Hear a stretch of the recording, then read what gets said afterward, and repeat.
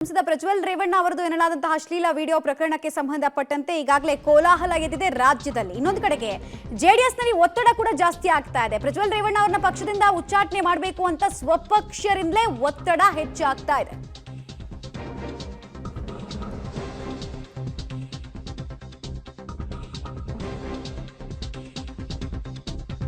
JDS ವರಿಷ್ಠರಾಗಿರುವಂತಹ ಎಚ್.ಡಿ. ದೇವೇಗೌಡರಿಗೆ ಶ್ರೀನಗೌಡ ಕಂದಕೂರ್ ಪತ್ರವನ್ನ ಕೂಡ ಬರೆದಿದ್ದಾರೆ ಅನ್ನೋದು ತಿಳಿದು ಬರ್ತಾ ಇದೆ.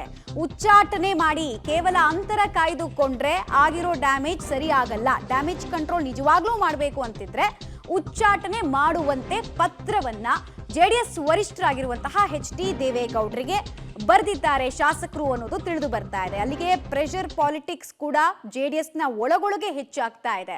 ಆಮೇಲೆ ಜೆಡಿಎಸ್ನ ಪ್ರತಿ ನಾಯಕರ ಮಾತಿನ ದಾಟಿಯಲ್ಲೂ ಕೂಡ ಯಾರು ಇಲ್ಲಿ ತನಕ ತಪ್ಪೇ ಆಗಿಲ್ಲ ಅಂತ ಶರ ಬರೆಯೋಕೆ ರೆಡಿನೇ ಇಲ್ಲ.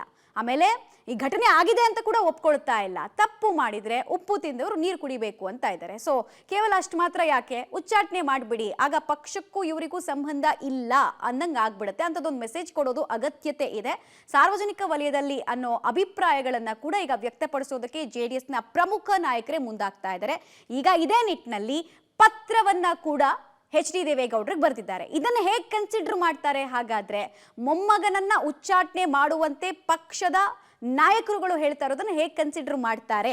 ಇಕ್ಕಟ್ಟಿಗೆ ಈಗಾಗಲೇ ಸಿಕ್ಕಾಕೊಂಡಿದ್ದಾರೆ ದೇವೇಗೌಡರ ಕುಟುಂಬ. ಒಂದ್ ಕಡೆಗೆ ಮುಜುಗರ ಕೂಡ ಇದೆ.